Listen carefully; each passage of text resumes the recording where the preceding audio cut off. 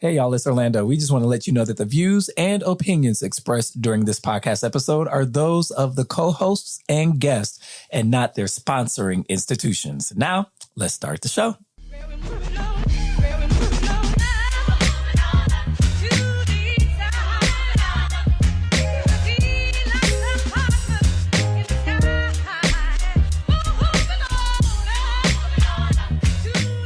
Hello, Detroit and the world. Welcome to another episode of Authentically Detroit. Today, we are recording via Zoom. We are a content partner to bridgedetroit.com. I am Orlando Bailey. And I'm Donna Davidson. Thank you for listening in and supporting our efforts to build a platform of authentic voices for real people on the east side of Detroit. We want you to like, rate, and subscribe to our podcast on all platforms. All right, it's time for Hot Takes, where we run down some of the week's top headlines in the city of Detroit. This week for Hot Takes, Donna and I have Brandon Hodges joining us from Tribe Development. Brandon, welcome to Authentically Detroit for the first time. Thank you, brother. Right. It's been far too long. I'm glad I'm here with you guys, and I appreciate it. Oh, we're glad to have you. Yeah. Thanks. It's been a long time coming. First off, how are the both of you? Donna, how you doing? I'm doing well. Doing really well. I had a restful weekend, and towards the end of last week, I needed it, so I got it, and I'm feeling good this Monday. How are you? I'm doing really well. Pretty busy Monday morning and afternoon, but really excited to. This is one of my favorite things to do, to be and hold space for conversation with you and folks who are doing some cool stuff in the city of Detroit. Brandon, how you doing, man? How's the day finding you? I cannot complain, man. The sun's out. It wouldn't matter if I could complain. I'm doing well. Right. And, you get points with us because you are a fellow East Sider. We like that. We like when East Side people join us on the podcast. And, we really like when East Side people are trying to do good things for the East Side. Sure. Good things, we deserve it over here. We absolutely deserve it. Our people deserve everything that everybody else deserves, and that's not quite the way it's shaping up in terms of how the state policy and city policy is rolling down. So we're going to talk to you a little bit about what that looks like.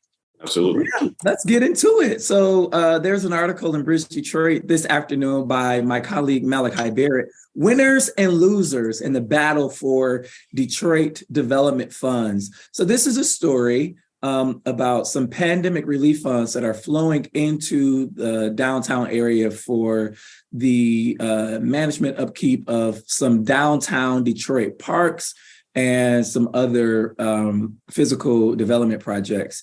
It was the Michigan Strategic Fund and its RAP program that had approved about 22 grants, right? It's revitalization and placemaking. That's what RAP means. And about 59 Detroit developers applied to take advantage of these RAP program funds and were encouraged to do so, thinking that neighborhood development projects could, qualify and be eligible for some of these subsidies. What ended up happening, Donna Davidson and Brandon Hodges, is that the Downtown Detroit Partnership was the sole recipient of all of the funds that were flowing into the city of Detroit. I want to say it was about $13.7 million in that area, right? For park revitalization, our downtown Detroit parks need a lot of work, Donna Davidson. Oh, they do. I get so bad downtown at night. Before they kick me out at 10 p.m., I'm terrified. There's so bad. It's such a great conversation to have after last week's conversation about financialization, because the question is who really benefits. And I think, Brandon, before we really got started today, you talked about something like 79% of the dollars went towards traditional economic development projects. Is that correct? So the interesting thing is when the Cranes article came out about the Downtown Detroit Partnership Award, what they didn't reveal was how those funds were going to be allocated, right? So there's 13.74 million, but then you kind of have to do some digging to figure out which projects get the allocation of those awards. And what you see is that there's an outsized portion that are going to Bedrock and Richard Karp, right? Yeah. 10 million out of the 13 million is going to traditional real estate development projects, even though the play was this kind of live, play, park experience. So it begs the question, what's really at hand, right? Like, is this really a public space track project strategy, or is it a different way of just funneling more money downtown, which would happen? Right. And also more money to investors, because as downtown gets richer, the investors benefit, right? It's not just downtown developers that benefit. Throw in Paradise Valley because you have to have a little color in there, and that's cool. But then Paradise Valley, all the Black organizations and Paradise Valley have already been pushed out. I mean, I'm waiting for some to come back. I'm not trying to be mean or anything, but I'm still salty over the Car Center no longer having its, permanent place in that community. Detroit Seafood Market. Heck, I can go back to what's the name of the oh my goodness, the cafe that was down there, Cafe Mahogany. Cafe Mahogany days. I'm still mourning that. We don't have a place down there, and I think it's not about the people. And I really want to hear your take on it, but I absolutely have to quote Eric Larson, who gave the most sensitive and caring quote in response to getting all the money. He said, "It is honestly a struggle that we deal with internally on a regular basis to try to be genuinely understanding and sensitive to the broader needs. In these processes, there's winners and losers. That part is tough for us, and it's tough for those who don't get picked." So is it equally tough for you as it is for Eric Larson? Because I feel kind of bad for him, Brandon. Well, let me say one thing, and I think that we can all agree that a thriving downtown is something that every major city wants. That's not the question at hand. I think the question at hand for me really is how many resources are actually going to our neighborhoods, which are also essential. Like, you don't have a downtown without the neighborhoods. You don't have a downtown without people wanting to come and feel safe and secure and welcome downtown, right? And so this was really a once in a lifetime opportunity. Unfortunately, right? It was a COVID response amount of money. It was ARPA dollars that had to get out the door. And so the question becomes, from a city perspective too, what level of coordination went into all this planning around like how these funding sources were going to come to bear? When you look at the other cities that got sub-grant awards, Grand Rapids in particular, what you see in their application that you don't see in Detroit's is a lot about, public space, obviously, but affordable housing, small business support, all the things that had real COVID impacts that we know were, extremely difficult in our neighborhoods. We know that happened downtown. We get it. That is a well-stated fact. But we are still reeling from the effects of COVID in the Detroit neighborhoods. Restaurants still can't staff up. Real estate projects still can't move forwards in a lot of ways because of these financial gaps that have been created because of supply chain issues, because of density issues. And so we had a once in a lifetime opportunity, in my opinion, to really pump a lot of good money into our neighborhoods in a very purposeful and intentional way. And that just didn't happen. I want to read your words back to you in this article. Yeah. You said we don't really have a ton of other funding sources, programs, or entities that advocate for the neighborhoods in the same way that, say, the Downtown Detroit Partnership does for downtown. Sure. I want to ask you about, DDP, Downtown Detroit Partnership, is sort of like almost a trade association and large advocate for, development and the resurgence of downtown. Mm-hmm. What's missed? What kind of organization can you envision, or do you envision, sort of serving as that trade association for neighborhood-based development projects for smaller developers, mm-hmm. particularly Black smaller developers in our neighborhoods? Yeah, it's a really good question because, when people ask me, like, what are our downtown or what are our neighborhoods missing? I think a DDP-like entity, something that champions advocacy, ambassadorship, data crunching. I think the data is really critical to what they do downtown that we just don't seem to have a really great resource for, maybe short of Detroit Future City work. We're not getting perception data. We're not getting foot traffic data. We're not getting, revenue and sales data from our neighborhoods. But you have to get that information to inform policy about how you deploy resources into the neighborhood. So I think if we could create an entity or maybe something that lives in the city, the Department of Neighborhoods can only do so much, right? I don't think they're staffed in the same way to provide that level of advocacy for our neighborhoods. So, the question is, how do you fund it? Who champions it? I don't have the answer for that, but I think something is critically needed. From advocacy. I'm sorry, go on. No, go ahead. I think you have to look at root causes, right? Mm. It's not just accidental. that the DDP champions this and neighborhoods don't get championed. It's not like, oh, if only they could see the impact of this. Of course, they see the impact of the DDP, which exists essentially as a tax capture that supports the enrichment of downtown with the goal of catalyzing redevelopment, and was formed at a time when downtown really was dead in Detroit. We all remember those days where, it's a ghost town down some streets. But I think there's a fair argument that tax capture is now working against neighborhoods. Looking even beyond these dollars, this once in a lifetime thing, look at the fact that by state law, the dollars they collect from all of the increasing property values downtown are restricted for use downtown. You can have an ever-growing wealthier and wealthier and wealthier downtown, so it's like a town within a city. And the town is downtown, and the city struggles to keep up. So Orlando has said it's 100 years. It's a 100-year organization, but I think the Downtown Development Authority. Yeah, Downtown Development Authority is really, yes, I'm sorry, you're right. That's what I'm speaking of, the Downtown Development Authority and the tax capture. And we had downtown development authorities developed all through the state of Michigan. And all of them essentially are now depriving their cities and the counties in which they're established of needed revenue to operate. We would not have the deficit threatening that we have right now if not for a downtown development authority. So it feels to me as though there's something more fundamental than not understanding that we have these needs.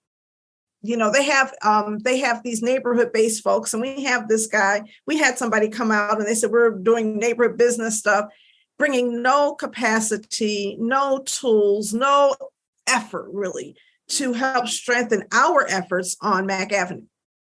And that's coming from EGC, which is the Economic Growth Corporation is supposed to really look at economic growth across Detroit, not just in the downtown. Sure. But when they have these ambassadors they send out in the community, they're sending them out without weaponry, without tools. And so it really is, number one, I think, up to that small scale neighborhood developer like Brandon to ensure that, he and his partners are educated on all of this and all of the, probable resources that can come to a development. Brandon, in the article, I think you also stated that your project now has to change. Mm-hmm. Tell us about that. Yeah, so one of the things that becomes increasingly difficult in the neighborhoods because of valuations is providing affordable housing, right? So we went under the assumption that we could create, we're in one of our projects, it's 6 residential units on top right now. We wanted to double that, right? To just, increase the level of, 50 to 70% AMI units that are going to be pumped into the neighborhood. We can no longer do that because we don't have a gap financing tool to address the costs, right? So there are real world ramifications to those funding sources not being at the table. The same way on, ground floor retail space. If you have to drive revenue to support your debt service from ground floor retailers, you have to charge them a certain amount of money to do so, right? So let's say you had the opportunity to charge somebody a bit less money to make it more affordable, more sustainable. Because you don't have that gap tool, you now have to charge them, a different amount of money, which is typically higher, right? So all these gaps that we're trying to fill have to get shaken out somewhere. And typically it's in the rent because the rent supports the debt, right? Mm-hmm. So it has a lot of ramifications in terms of affordability, small business curation and development, just across the board. Do you think that affordable rents in projects that you develop are a priority for the city? That's a good question. I think it's a tricky balance to strike, right? I think we could all agree that you need pricing that honors the sustainability factor of a small business, right? Like you never want to set a small business up to fail, right? If I got to charge you $20 a square foot just to make my deal pencil, I'm probably setting a lot of small businesses up for failure in the neighborhoods because we just don't have the same density. The walking traffic's not the same. The drive traffic's not the same as downtown. So I think there's this kind of development, this understanding of development that doesn't always translate to the city side sometimes. I think some people in the city really get it. Other people are just saying, well, just charge more money. And I'm like, well, you can't just charge more money. There's a very real rent ceiling on the small business side and the residential side. So I think it's always a weird balance to strike.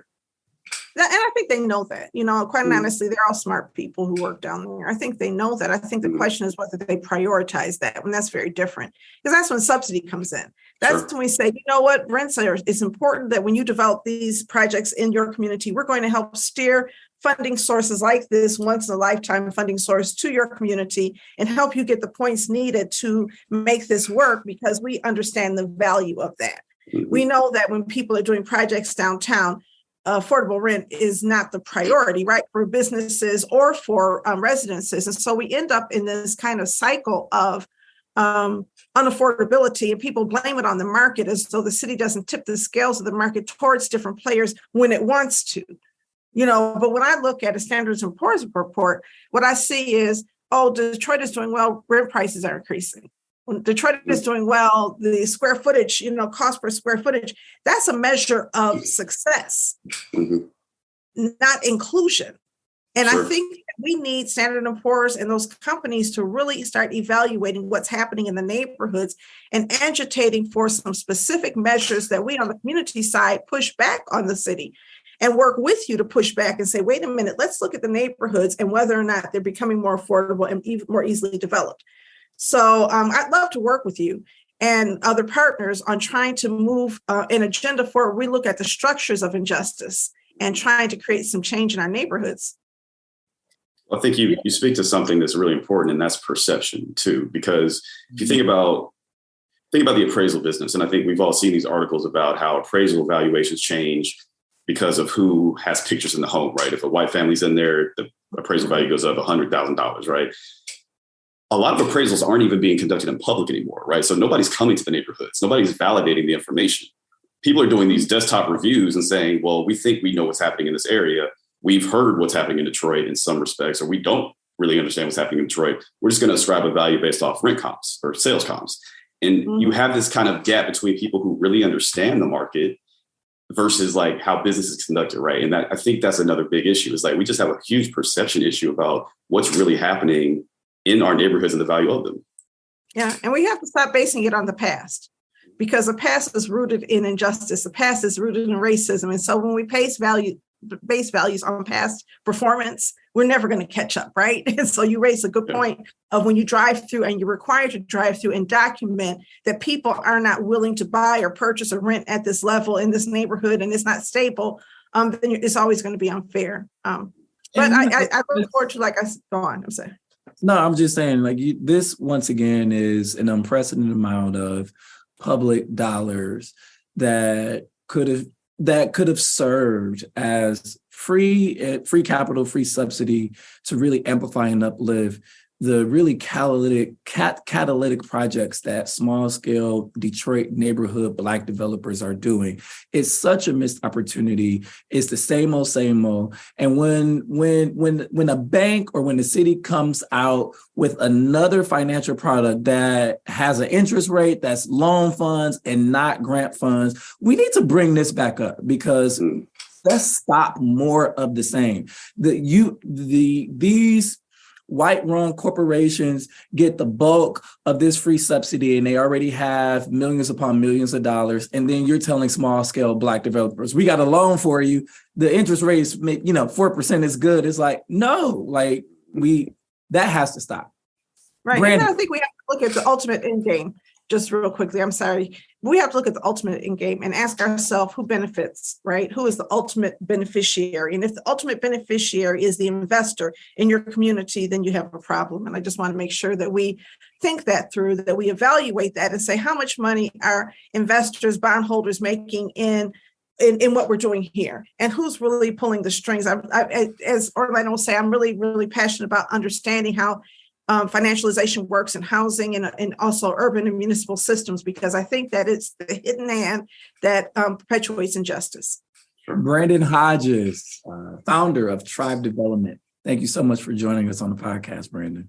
Thank you for having me. I appreciate it. Thank you. No problem. If you have topics that you want discussed on Authentically Detroit, you can hit us up on our socials at Authentically Detroit on Facebook, Instagram, and Twitter, or you can email us at authenticallydetroit@gmail.com. Keep it locked. We'll be right back.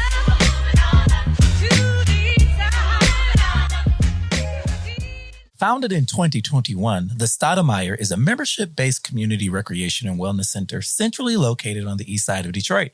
Membership in the Stoudemire is available on a sliding scale for up to $20 per year or 20 hours of volunteer time.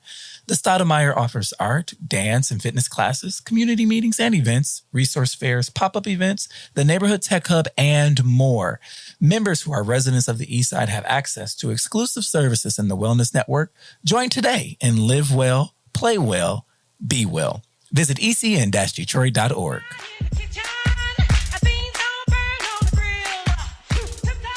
All right, welcome back to Authentically Detroit. This week, we're switching things up a little bit. I know we're Authentically Detroit, but we've decided to bring someone from outside of the city on as a guest with discussions of workers' rights and unionization sweeping the nation. From the Great Resignation to pending strikes in various sectors of the working class, we could not pass up the opportunity to interview rank and file candidate for UAW President, Will Lehman. Will, welcome to Authentically Detroit. Thanks for having me. Man, I'm so glad you joined us. Yes, go ahead, Dom. Yeah, we got. All right, so I'm really passionate about the history of Detroit, and in reading the history of Detroit, I learned a little bit about the history of the UAW and how the UAWs, how Detroit's Black auto workers really forced the UAW to integrate its ranks in a kind of historic movement. In 1941, starting the first strike in Henry Ford Motor Company. Since then, the UAW was sort of involved willingly or unwillingly, sometimes in civil rights efforts and in helping to establish a Black middle class in the city of Detroit. At the same time, the union seems to have changed over the years and is not the same union that helped change our community. So I'm just curious. I have to cut off my camera because apparently my internet is bad. I'm curious about what you know about that history in Detroit in the 1930s, 1940s. Well, I mean, the Hunger March was led by communists. I don't know if you ever got to see the mural, or not mural, I'm sorry, the historical marker there. But it was, white workers marching with Black workers. The idea wasn't to exclude anyone in the working class. And, they were shot at by, goons for Henry Ford, the police, and these were workers marching against police and effectively against the state. Same thing with the Flint sit-down strike. Everyone promotes FDR as this great progressive person, yet the National Guard was called on the Flint sit-down strikers, when they were trying to make a better living for themselves.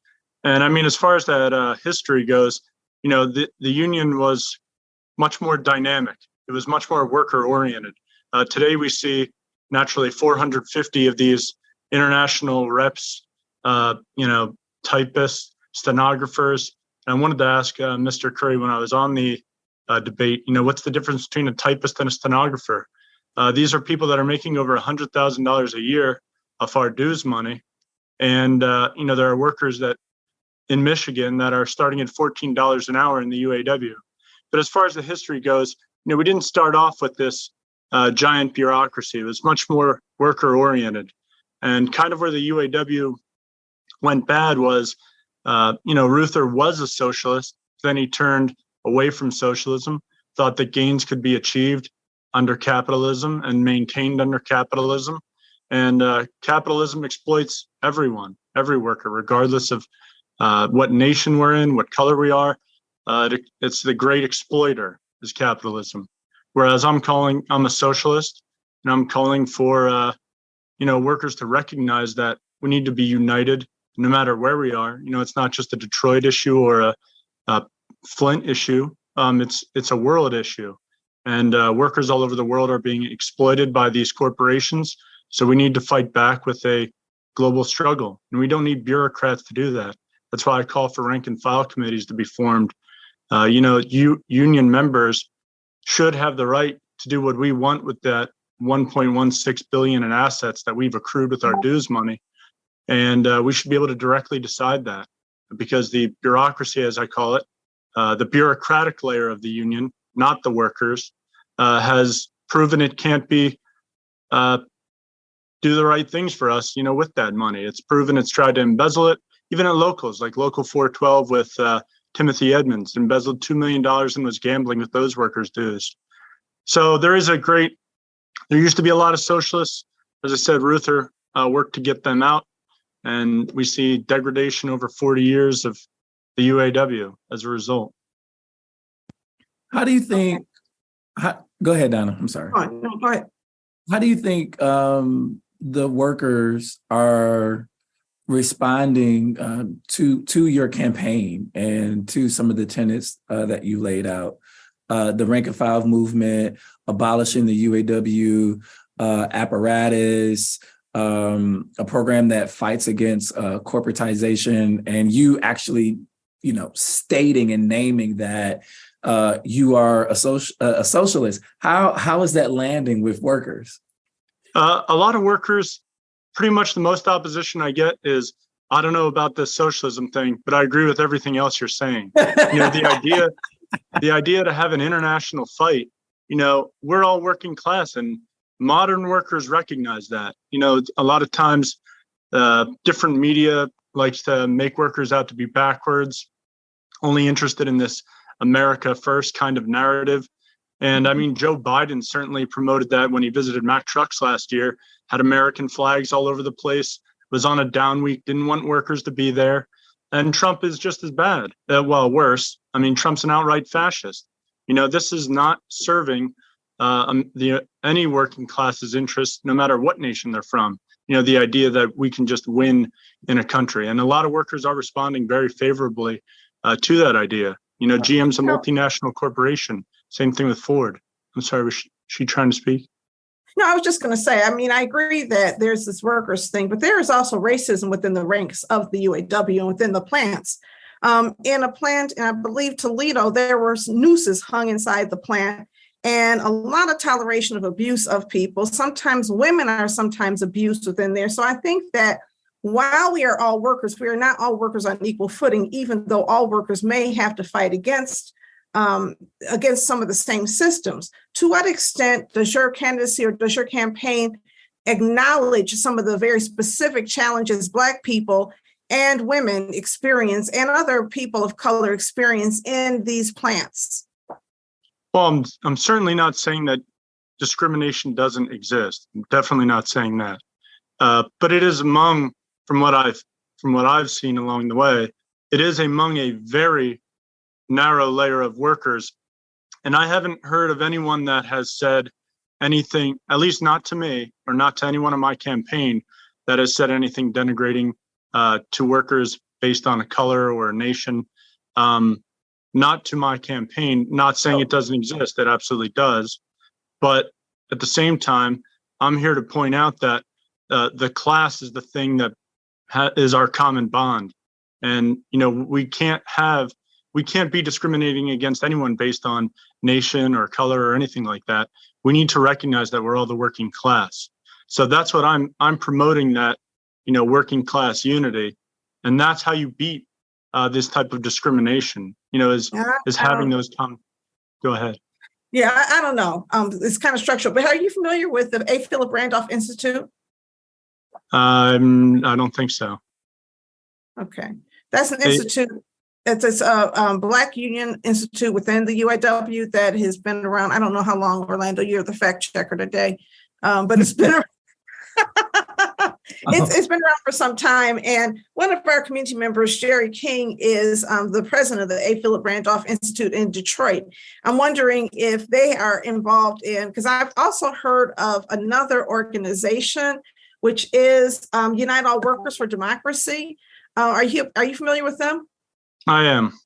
That's who's backing Sean Fain. Okay. Is that what they were formed to do? To back Sean Fain specifically? I believe they existed before Fain, but Fain is their reform candidate. And same thing with, if you watch the debate, which I encourage every worker to do, they brought up, women representation, in the bureaucratic layer, essentially. And these are people that are talking about advancing, a specific person based on, gender or, well, in the debate, it was just about that, but they completely ignore the workers on the floor. Like I mentioned in the debate, my campaign talked to one woman who was pregnant and ended up having a miscarriage on the line because she was forced to do a job she wasn't supposed to do.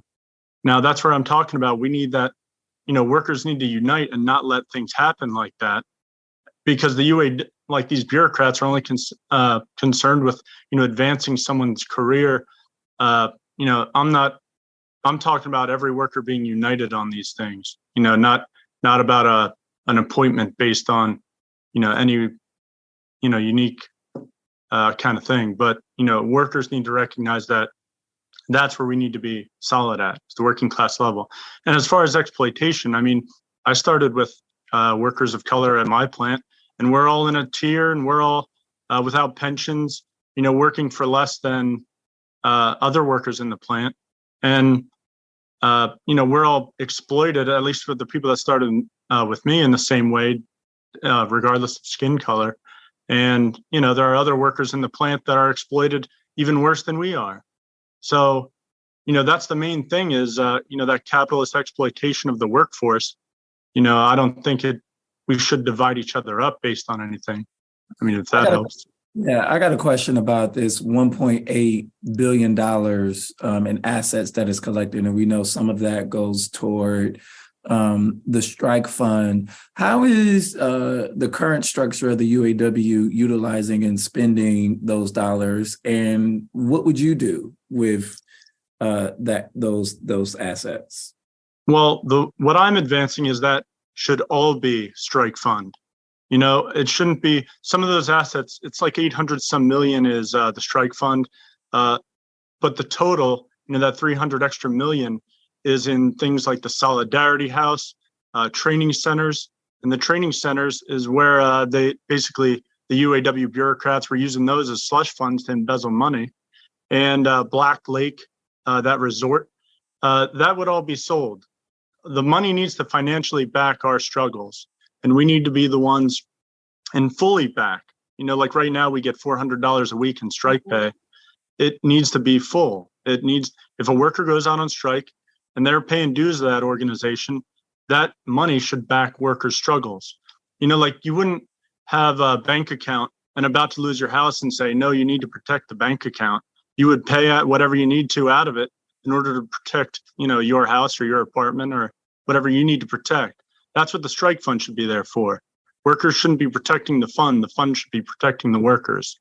And that's not how the UAW. Go ahead. No, you go. Let me ask you a follow-up to that. Some of the assets that the UAW has would be sold, and you mentioned Solidarity House. I want to contextualize this conversation within the framework of Detroit, and Detroit being the location where the UAW world headquarters is. In the Solidarity House, and I think a lot of Detroiters, especially UAW workers, take comfort not only in their locals, but also having the UAW world headquarters here in the city of Detroit, where we probably have most voice than sort of other cities. How do you reconcile that? Are you talking to Detroiters? How often have you been here? What are you seeing? What are you thinking? Well, I was only in Detroit, I believe, twice. To me, it's about using those assets for every worker in the UAW. Constantly, equality is my main thing. Every worker having equal access to everything.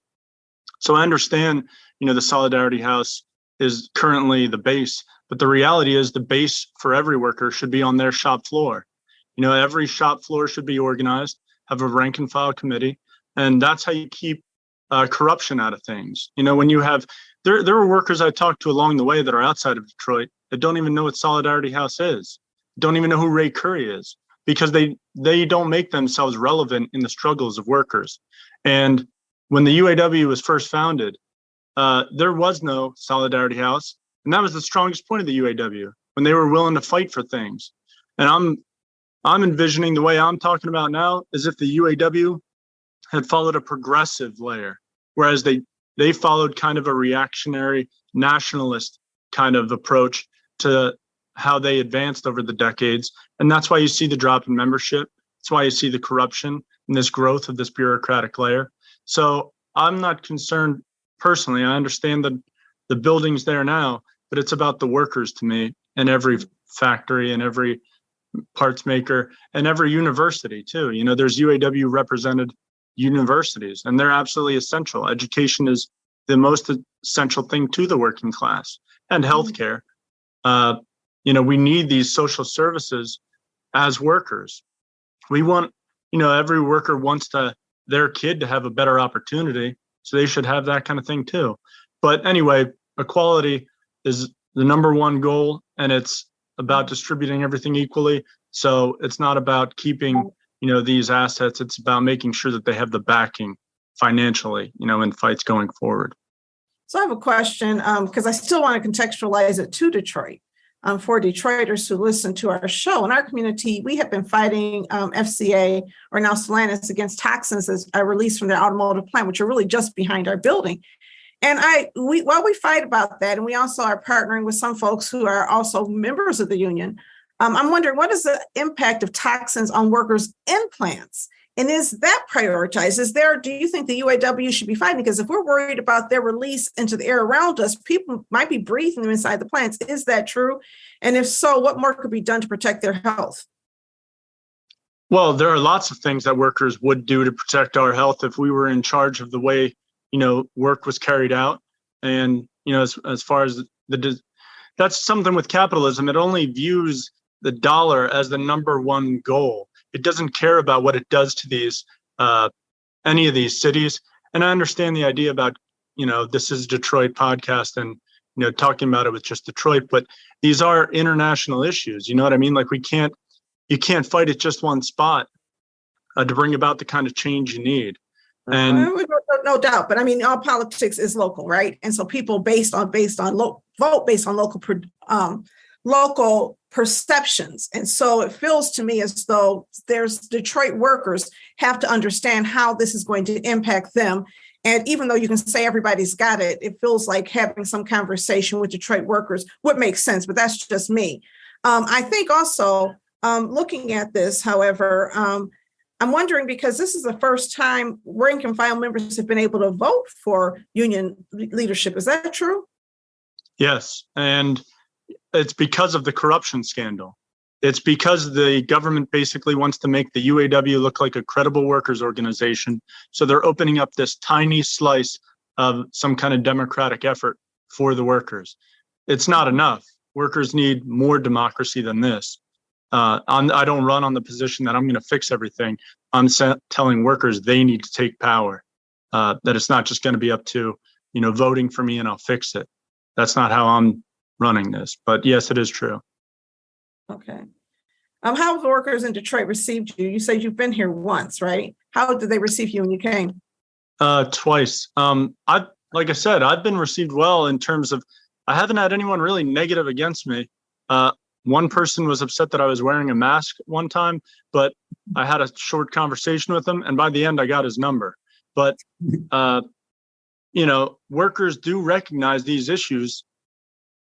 Workers are more modern than they get credit for. Let me put it that way. They recognize these issues are global issues. They handle the parts. They know it's made from all over, and that there are workers just like them that made them somewhere else in the world.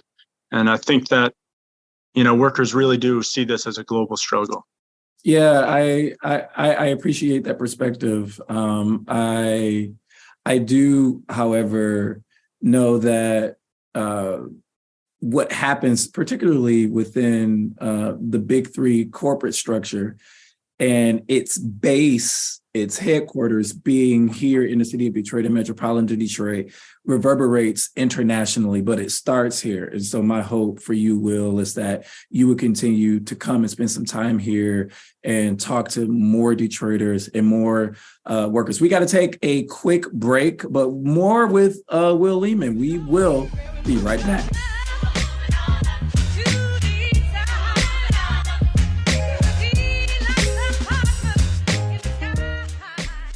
Have you always dreamed of being on the airwaves?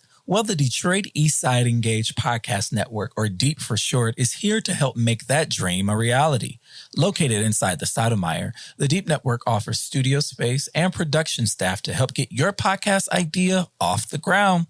Doesn't take a whole lot of work to get started. Just visit the Authentically Detroit page at ecn-detroit.org or call Sarah at 313-948-0344. Bridge Detroit is your news and engagement platform that is telling the stories of Detroiters rooted by community priorities. Started in 2020 by Pulitzer Prize-winning journalist Stephen Henderson, the newsroom has already established its footing as the go-to source for hyper-local perspectives that asks the hard questions, brings accountability, and searches out real solutions.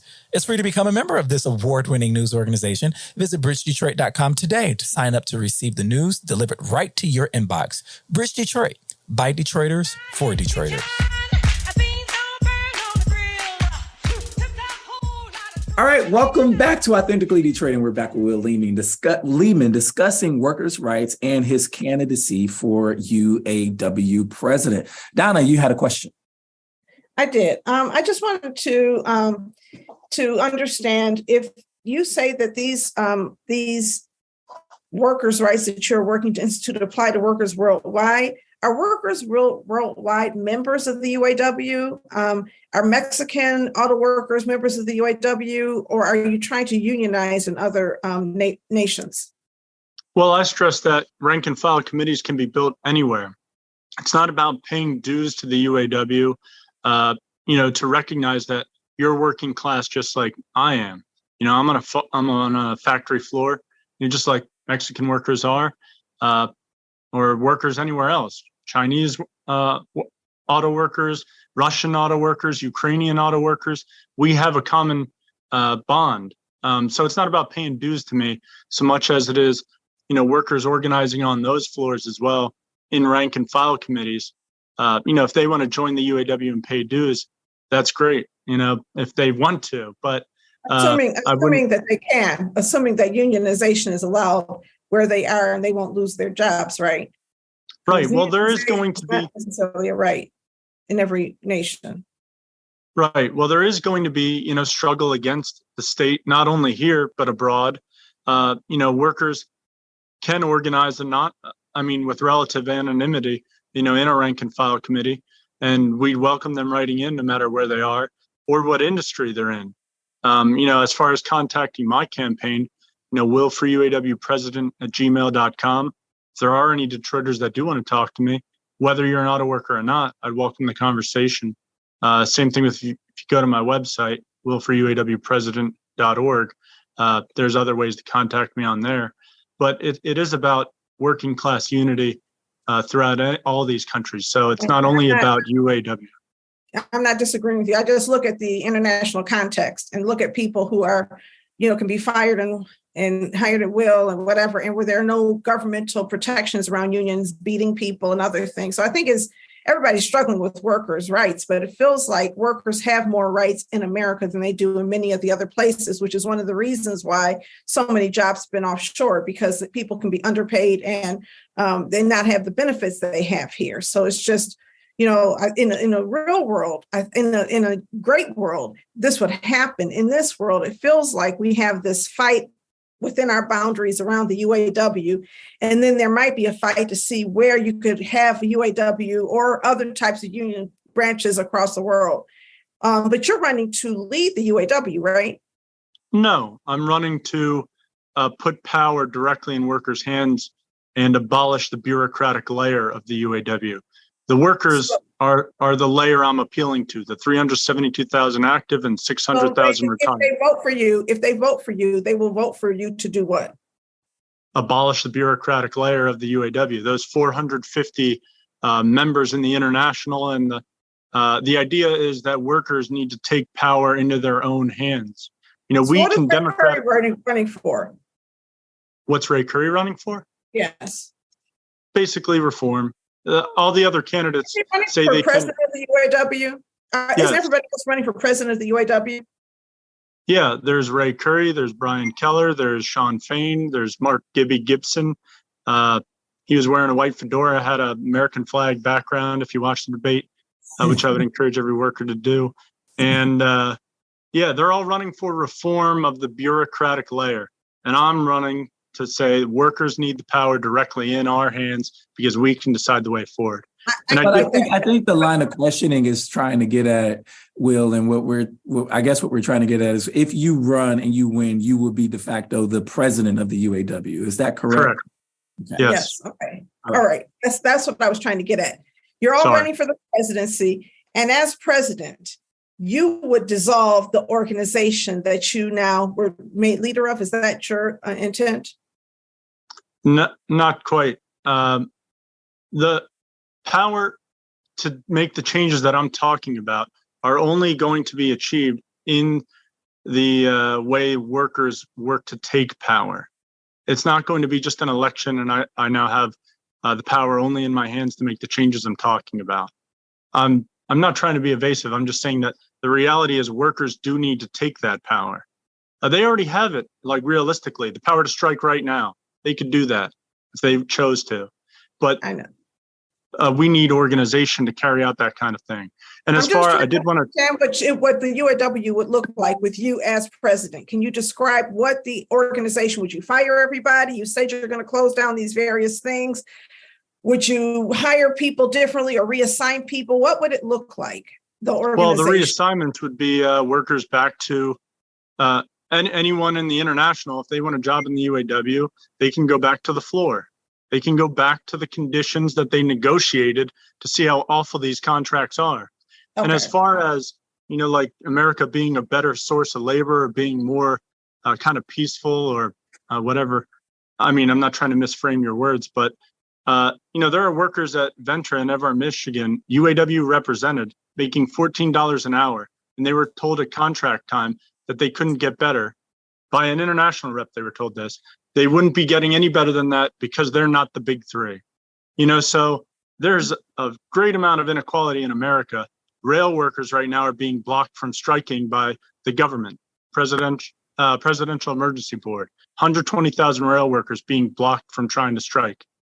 So there are a lot of things in America that are definitely unequal and against the working class. I agree. I completely agree with you. I was not in any way defending the status quo at all. My gosh. That unionization needs to grow in our nation. Unions have helped to protect workers' rights. So please don't misunderstand what I was saying. I was saying that right now, working within the boundaries of our nation, there's a lot of work to be done. And it seems like the UAW working with existing membership, like I actually teach at Columbia. So when Columbia University struck last year, that was a real big issue for me. I lived it, right? I had my student assistant part of the strike. I get it and I support it. We need equality. I was really trying to understand the scope of your work as president of the UAW, whether it was to try to unionize places which were difficult, or what you were going to do inside the existing UAW. And it's an international organization. I understand that it's more the United States, but within the existing structure of the UAW, I was curious about that. Well, I have a question for you, and it's sort of a right-sized question because we've been talking a lot about rank and file committees, and Donna and I know what that means, but I'm not sure if the average listener who is outside of the industry understands what that is. So can you walk us through what a rank and file committee is? So the rank and file are every worker on the shop floor. They're the layer that I'm appealing to. Everyone that clocks in and out, that produces the profits that are exploited off us by GM, Ford, Volvo, whoever. Those are the workers on the floor that I'm appealing to. Or in the case of teachers, postgraduates, anyone doing the work, the working class, that's who I'm appealing to. That's who the rank and file is. The rank and file committee is just a committee of workers that recognize that the changes I'm talking about need to be made, and they need to organize to build that committee. We need to organize to have that understanding that we need to take the fight out of the hands sometimes of what the UAW says is allowed. And I'll give it a brief example. When workers vote to strike, when workers vote against tentative agreements, we need to be directly able to do the things that we're trying to do to advance that fight. And I'm not trying to work only within, the framework of what capitalism says is allowed, what the state says is allowed. We're in 2022 and all these problems still exist because we're working within that framework. Workers need to advance our own agenda. If we want climate justice, if we want to end discrimination, that's not going to be through capitalism. That's going to be through socialism. Workers need to have the power to end that. So, and I want to also just state that socialism isn't a new thing in this country. I mean, we had a conversation on Hot Takes about, Donna, would you venture to say a form of socialism given to corporate entities to do the work that they are designed to do and carry out? And I'll call that financialization and corporatization, right? Yeah. And socialism is one of those things where people are afraid of it because you're raised to be afraid of it, right? And so when people hear the word socialism, they get scared. You know that. It's like, oh, that's the bad thing. And so sometimes people have to be educated about what all of these things mean. What steps will you take to sort of demystify that? Because people know when they're being treated unjustly, right? I mean, people know if they're forced to work when they're pregnant, and if they're breathing bad air and they're working long hours. People understand injustice, but I think people don't understand the solutions that you're proposing at all times. And maybe a lot of the workers do, but what can you do to help educate people about what that will look like in your presidency? A little bit more. I get some of what you're saying. You're going to send the union leadership back to the floor so they can observe what the consequences are of decisions they make. They can't just sit in ivory towers, so to speak, right? But what Absolutely. else? More organizing.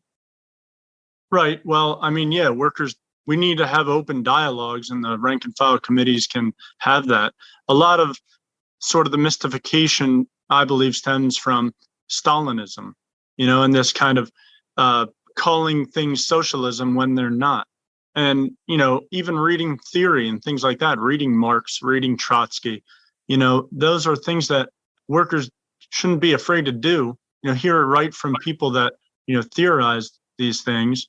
It isn't anything new, but, in terms of countries that call themselves socialist or communist and clearly aren't, they'll have some kind of workers control here or there. We need to really look at what things really are, like you said, and the education on that is critical, and that can be done in the rank and file committees too. Organizing, reading, discussing, those things need to be done because that's how we get an accurate appraisal of what each situation is. Okay. All right, Will, our last question, we want to allow you the opportunity to have some parting words. What do you want to say to UAW workers who are going to be voting in this upcoming election? What are your parting words? You got about a minute. Well, I would say to workers that the reality is we're the only ones that have our backs. We need to unite across boundaries, across borders.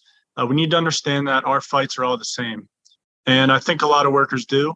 It's not only about an election. We're going to continue to face, even after this election, multiple difficulties. And we need to have the type of organizations that can confront those difficulties. That's rank and file committees. It's not only, as I said, the ballots are going out October 17th. They need to get back as quick as you can. But it's not only about voting. It's about, that working class. If we're going to have working class power, then we need to build it. If we're going to avoid a third world war, then we need to make the push to avoid it. And if we're going to end this discrimination in the workforce, if we're going to end inequality and bad working conditions and unsafe working conditions, we've got to be the one to step forward and do it. Nothing is going to be handed to us. That's what the workers historically did. Ford didn't build any kind of middle class in America. Any gains in the working class in America were always fought in hard struggles for by workers. It was never handed to them. So we got to recognize that, build, and then make those steps forward. It's not going to be done under traditional methods, and we really have to be the ones to fight for it. All right, Will Lehman, candidate for the UAW presidency. Thank you so much for coming on Authentically Detroit.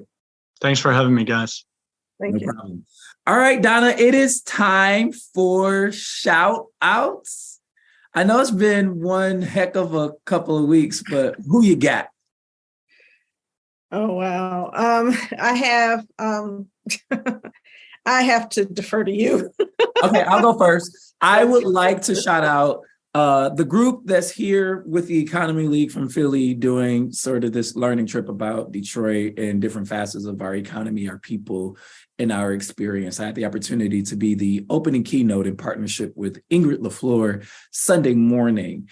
And so shout out to Kirsten, who really took, the immersive approach when learning about Detroit in planning this conference. She was here numerous times meeting and talking to a lot of people to plan this conference. And I think that she did a good job considering, that she's not from here and did her best to do, the right kind of learning. But also shout out to artist and Afrofuturist and friend Ingrid LaFleur. I just love. And socialist. And socialist.